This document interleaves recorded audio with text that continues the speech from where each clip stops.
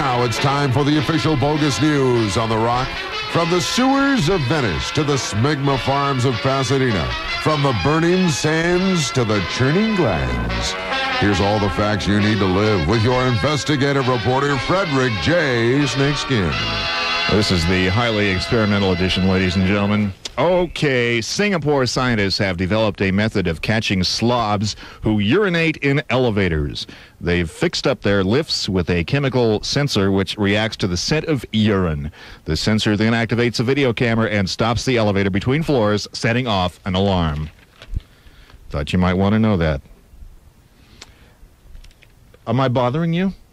Ecstatic Sadie Awuta Dadi was tickled pink when her mother, Mammy, was reincarnated as a goat and came to live with her. But Sadie's happiness turned to horror when her hubby bumped off poor Mummy and barbecued her for dinner.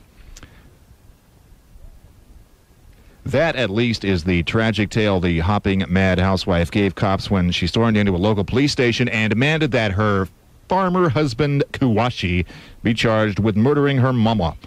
The woman is extremely upset, and we're taking the case very seriously. Police investigator, whose name I can't pronounce, told reporters in the village in Sierra Leone where this allegedly happened, and if it turns out that the goat really was her mother come back to life, we could consider a murder charge here. We'll wait and see. In other news, equally important, homeowners who want a guard dog without the muss and fuss of caring for a pet now have a high-tech alternative, an electronic alarm that sounds just like a dog.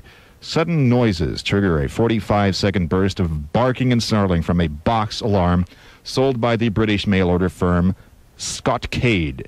But dog lovers say the alarm will never replace man's best friend. And they're probably right about that. Oh, and in other exciting news, vandals are having a field day in Irving, Texas, breaking residents' windows with potatoes. The culprits, probably teenage boys, cops say, are heaving spuds through homeowners' windows all over town. So far, they smashed at least 40 windows. And hospital food is so bad that many patients starve to death rather than eat it, according to a British medical report. It's a sad fact, but many do die of starvation and complications associated with it, says Dr. Harry Lee, a kidney specialist at St. Mary's Hospital in Portsmouth, England. Going to the hospital can be bad for your health, he quipped, to no one in particular. And finally, a woman who felt she was bilked in a business transaction turned to the police for help, even though it was a drug deal she was upset about. The unidentified Fresno, California woman waited for police to come in response to her call, then complained that a bystander owed her $20 for rock cocaine, which was no longer on the scene. Witnesses said that the woman had dropped the cocaine in the grass and become infuriated when she couldn't find it, blaming the loss on a man standing nearby, but not for long. Man, woman, birth, death, infinity.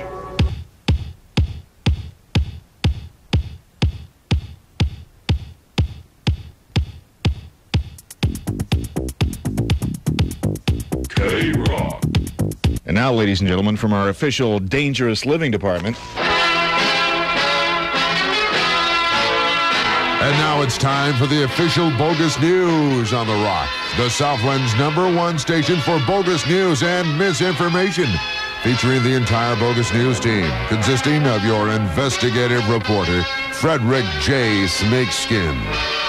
This is the late-night experimental edition, ladies and gentlemen, and topping or bottoming out, as the case may be, the headlines. Robert Clawine sat down in his easy chair for a night of TV and died. But worse than death itself was what happened afterward. His wife left him to rot in his recliner for 9 sweltering days before officials found his corpse and removed it from his home.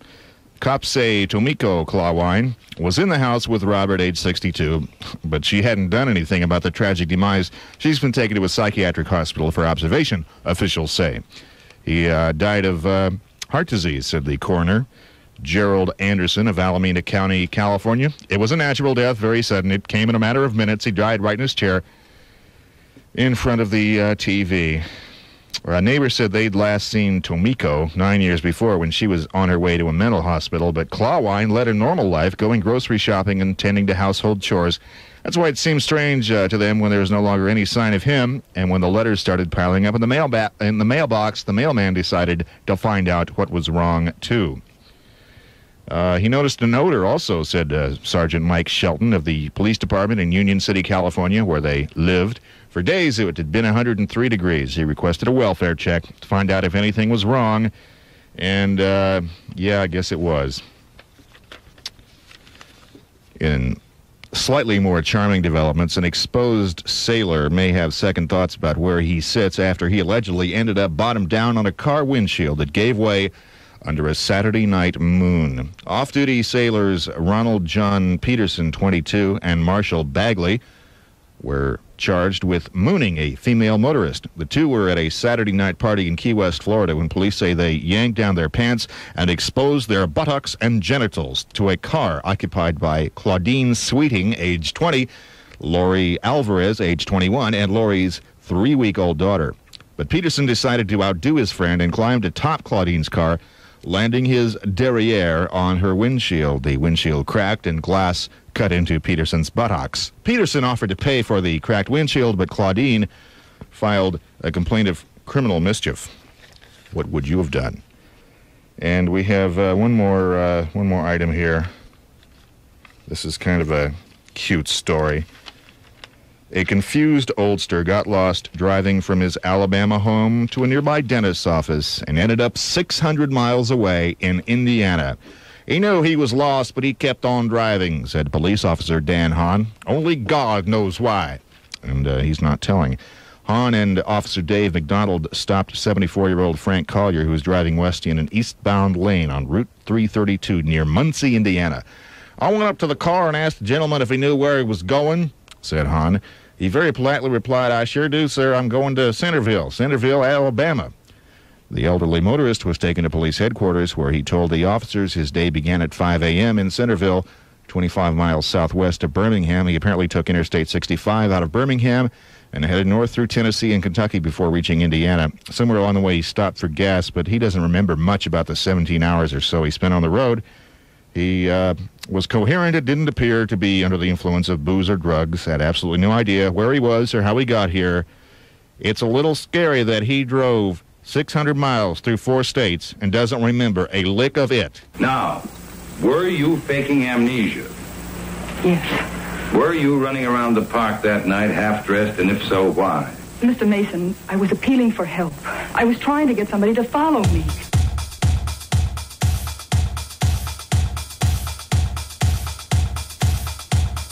KROQ. You know what they say. Nobody knows the athlete's foot from the athlete's foot. 14 mall locations throughout Southern California. Oh, is it my turn? And now it's time for the official Bogus News on The Rock. With all the news before it happens and step-by-step instructions on how to live your life the way we want you to. With your investigative reporter, Fredrick J. Snakeskin. It's the late-night experimental edition, ladies and gentlemen. Sex make you sneeze? Here's the experts say. And, of course, you realize they couldn't print it if it wasn't true. People who sneeze after sex aren't necessarily allergic to it, says a new study in the Journal of the American Medical Association, a copy of which was lent to me by Frances earlier. She's a charter subscriber. The sneezing is probably due to vasomotor rhinitis, a fairly common syndrome, quote-unquote, in which the nasal passages are chronically inflamed, said Dr. Jeffrey A. Wald. The condition is characterized by hyperactive or imbalanced control of certain nervous system responses. Vascular tissue in the nose is similar to that found in the male sex organ, said Dr. Wald. Sexual arousal may cause swelling of the mucous membranes inside the nose and an increase in nasal secretions. And that is what Dr. Wald says. And turning to more mundane news, That's right. Catherine has shot and killed her husband when the man threatened to blow away their cream-colored Cocker Spaniel, but authorities wound up ruling she acted in self-defense. The 34-year-old Elizabethton, Tennessee woman refused to go get a gun for her husband, Ralph, who said their dog was useless and he was going to kill it, police said. He then physically attacked her, knocked her to the floor, kicked her, and dug his fingernails into her arms, said George Pinkney, a spokescreature for police in St. Petersburg, Florida, where the shooting occurred. The couple began struggling, police say, and Catherine has grabbed a small caliber handgun and shot her husband in the shoulder. He died a few hours later from a gunshot wound to the shoulder, one of the more vital organs. The state attorney's office ruled Mrs. Hess acted in self-defense, even though she was not the aforementioned cream-colored Cocker. And a man whose nose was bitten off at a Christmas party has been awarded $70,000 in court. The victim, Michael Nardella of Branford, Connecticut, was pleased with the victory, but probably won't collect a cent because the partygoer who chomped off his nose is broke and unemployed, which means Nardella has a $70,000 judgment that isn't worth a penny, his lawyer, Stephen Jacobs, said. And he's probably not going to get paid either. That's too bad. In other exciting news, as opposed to the other kind, a businessman was convicted of animal cruelty after he got mad at a neighbor's cat and painted it red. William Hightower, a 66-year-old Wadesboro, North Carolina businessman, was ordered to pay $40 in court costs. William Porter, Hightower's neighbor, said he couldn't believe it when his cat, Bullet, came home with a coat of red spray paint from his neck to the tip of his tail. We named him Bullet because he runs so fast, but I guess he didn't run fast enough this time, said Porter. Good guess. And in other exciting animal news, this final item. Naughty Nike, the German Shepherd, always had a powerful appetite, but no one knew just how daffy this dog's diet was until docs cut him open and found 24 golf balls in his tummy. We had no inkling anything was wrong, said his flabbergasted master, Bob Hoffman. Then why the hell did you cut the dog open? I'm going to call the assistant to the day I die. I'm going to get wild whooping on them. I'm going to ask him why he kissed Kerry in the mouth while I'm punching on him, slapping him upside his head. Like I said, I'm going to ask him what kind of pennies you want me to buy him.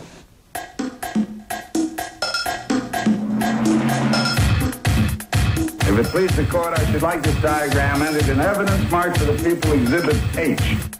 Okay, we haven't got much time here, ladies and gentlemen. You probably end up thanking me for that. And now it's time for the official Bogus News on The Rock. A concise roundup of all knowledge accumulated throughout human history with your investigative reporter, Fredrick J. Snakeskin. And thank you. This is the highly experimental edition. In addition, it's the back from vacation motif. So bear with me if you possibly can. We only have time for headlines, or at least maybe a paragraph or two. A Michigan couple's here's the headline. Elvis, are you in there? Frenzied fans chase limo thinking the king is inside. A Michigan couple's North Carolina vacation turned into a fiasco when folks heard they were hiding Elvis in their stretch limo and tracked him down. We were swamped for 2 days, said Walter Stratton, co-owner of prestigious limousine service in Flint, Michigan. People were coming over beginning at 6 a.m. and it went on till midnight. They tried hiding the limo, but it didn't work. He finally said, let's get out of here. They were driving a white Cadillac with smoked windows and Michigan plates, and a woman who had heard that Elvis was alive and living in Michigan apparently presumed that the king was inside, secretly riding in the car.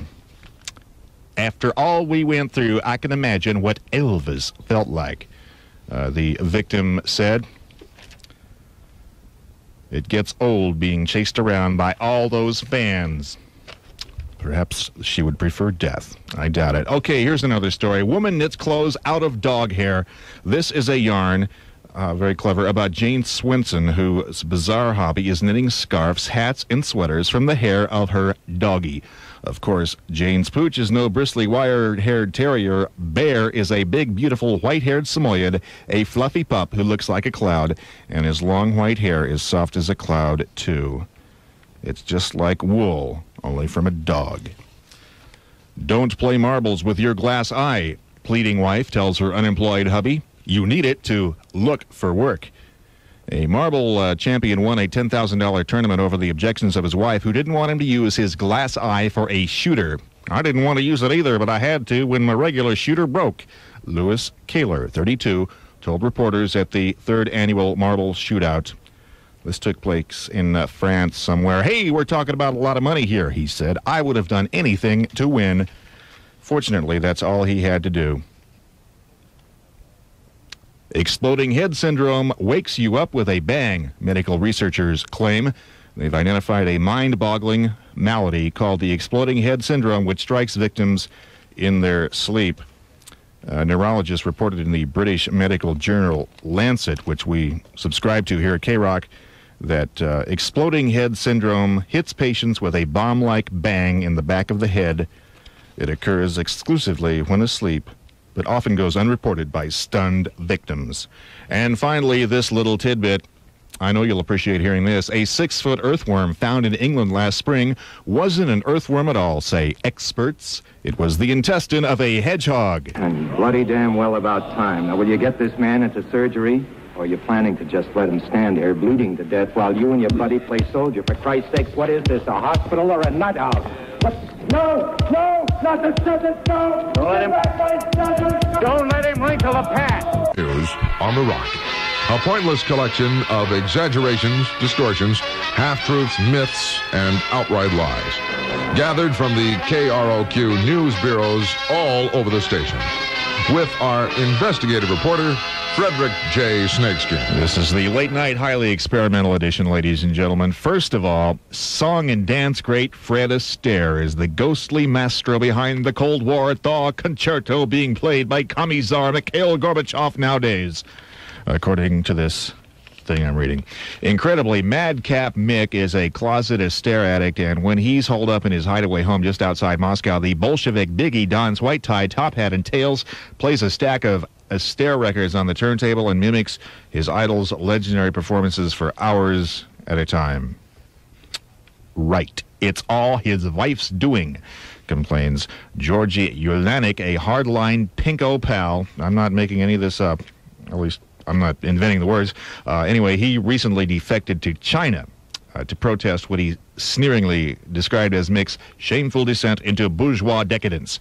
In a startling no-punches-pulled interview with the Liberation Army Daily in Shanghai, Ulanik said, first, Raisa insisted on playing Cyndi Lauper to his Bruce Springsteen. That was disgusting enough, but at least Mikhail's wardrobe was simple, blue jeans and T-shirt. But Commie Mommy Raisa, tired of that game, the dejected defector continued. She wanted to play make-believe in more exotic garb, wanted to wear the kind of frivolous finery you see on the wives of greedy capitalist robber barons. Then, on one of their jaunts to the West, Raisa was invited to a special showing of the American film Flying Down to Rio with Fred Astaire and Ginger Rogers, and fell in love with the idea of she and Mikhail Gorbachev dancing cheek to cheek and doing the Continental and putting on the Ritz. Disgusting. Now they have all the old records and video cassettes of the movies Astaire and Rogers starred in together. They watch them continually, actually mimicking all the dance steps before a full-length wall Freudian slip, wall mirror. As a result of this dangerous flirtation with things American, Gorbachev has gone soft, Ulanov said, and next thing you know, he and Raisa will be going gaga over all those old Ronald Reagan movies.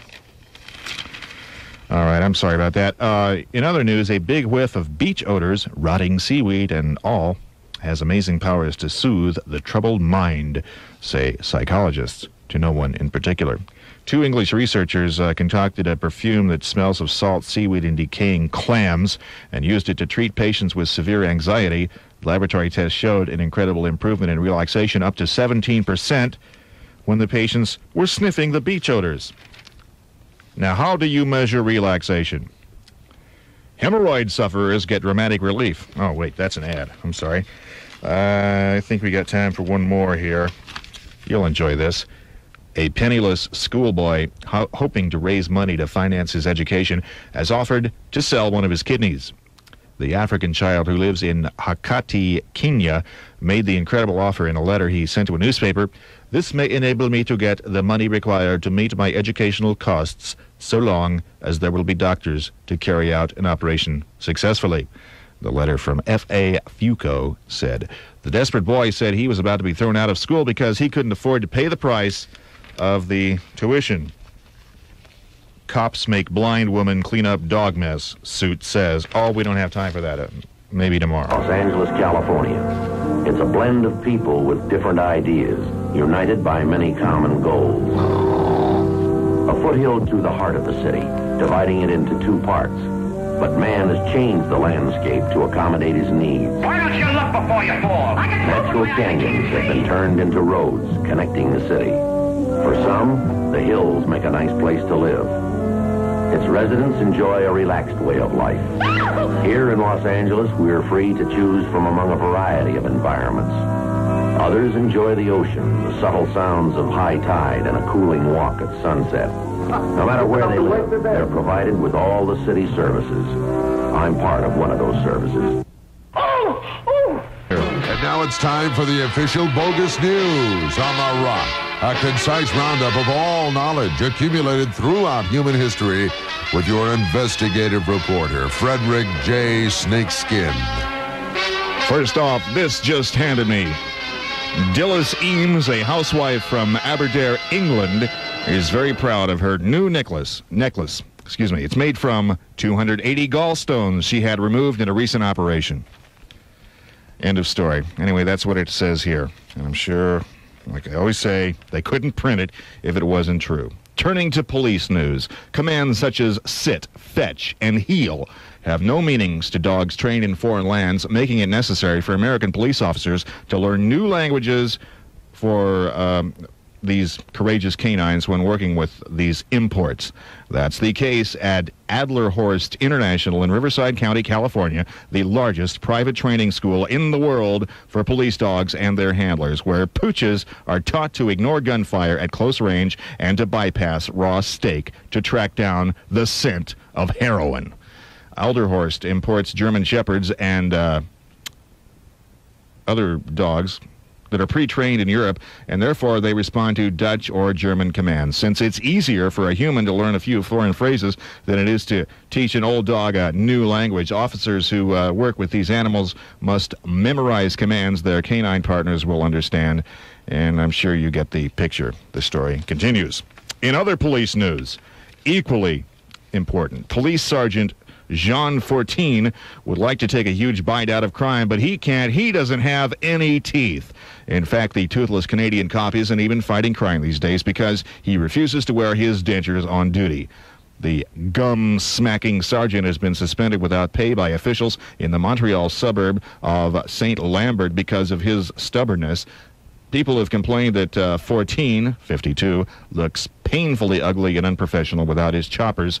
The veteran cop says they're too painful to wear. There have been complaints from people who cannot understand him when he talks, said a city spokescreature, and some citizens just break up laughing when they look at him.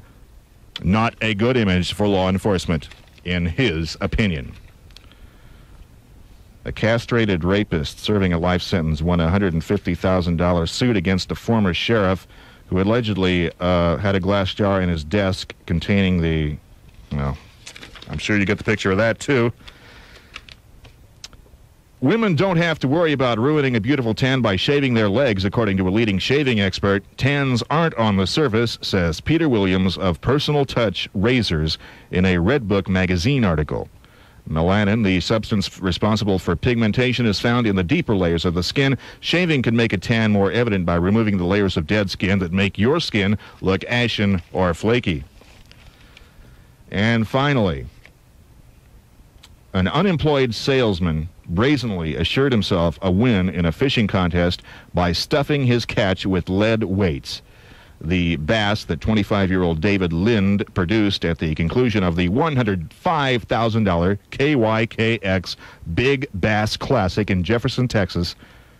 That would be a good promotion for KROQ, come to think of it. Anyway, it weighed in at a respectable 7.6 pounds. He was later prosecuted and convicted in connection with the dirty trick when they slit open the fish. A judge put him on 2 years probation, authorities said, and they would have no reason to lie about that. This is the city, Los Angeles, California. It's a fine place to enjoy life.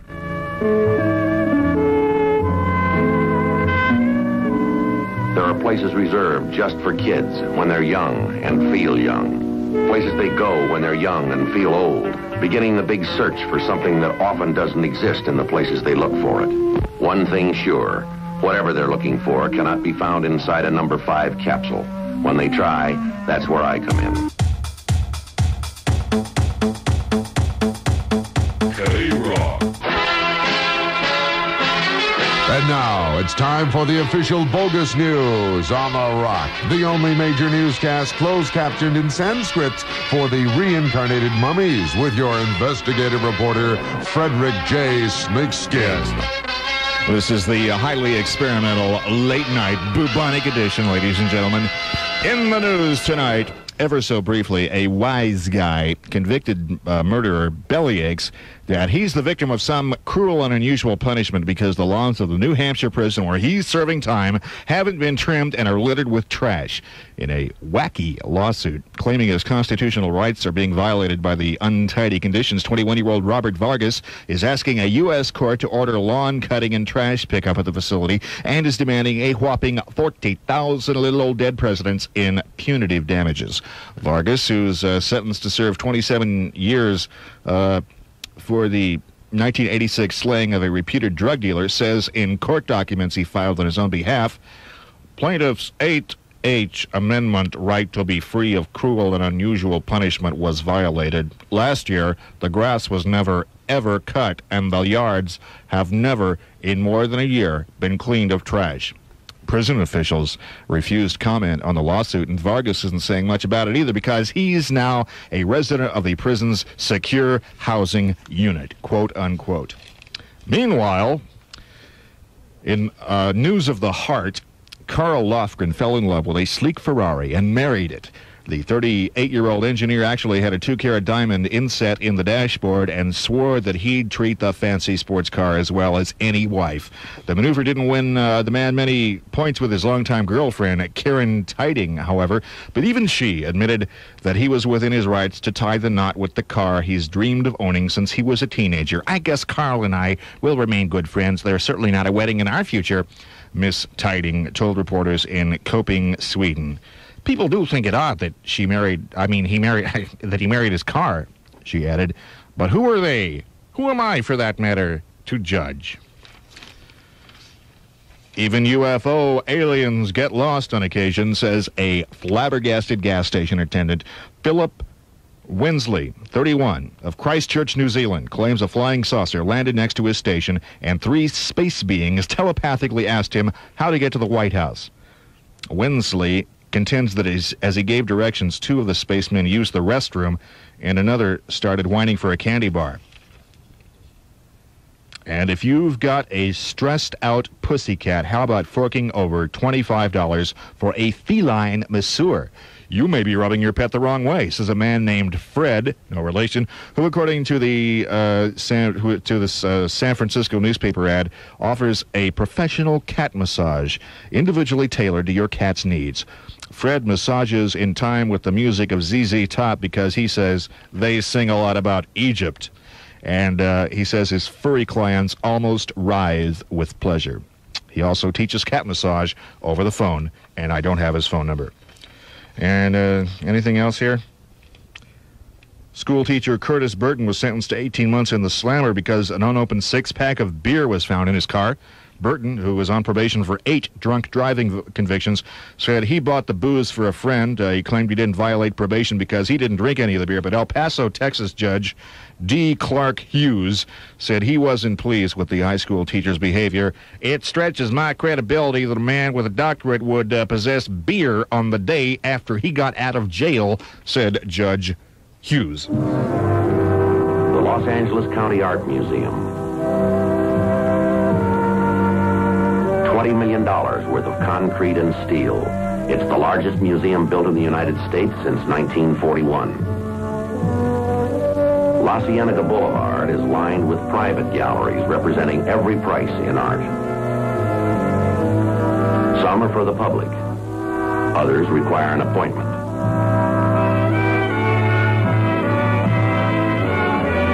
But the pride of Los Los Angeles is the Watts Towers, built by Sam Rodia. It took him over 33 years. The towers are constructed of concrete, broken glass, and chips of stone. Mr. Microphone, woo! Radio people do it with more frequency. Better than better. I like that. That's kind of like B flat, wasn't it? That's my favorite part. No singing. No singing? Great. You want to be on the air? Hey, hang on, Billy. We'll go get a cocktail. I know Halloran's listening to all of this, right? Damn, my boyfriend better get well soon.